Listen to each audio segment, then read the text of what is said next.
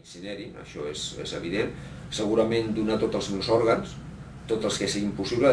Nosaltres aquí al tanatori tenim un acord amb la Fundació Barraquer i l'any passat vam aconseguir un rècord de la institució d'aquesta Fundació Barraquer. Van aconseguir els tanatoris de Barcelona i junt amb el de Girona vam aconseguir 781 trasplantaments de còrnia. Que sigui una cerimònia molt discreta, molt íntima i sense gaires parafernalia, i sobretot sense fer-ho conèixer molta gent.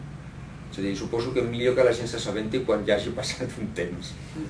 Realment, encara que aquí oferim la incineració i això, potser per un animal meu propi, que el meu animal està enterrat aquí mateix i no vam incinerar, doncs sí que veig que podia incinerar-lo, però realment per mi, per una persona, no ho veig clar. Jo prefereixo el tradicional, l'enterrament, potser perquè sóc una miqueta creient, no? Jo, per exemple, com fa tants anys que estic treballant amb flors, jo, per exemple, la rosa vermella és una cosa que ja la tinc tan vista que no m'agradaria gens ni mica.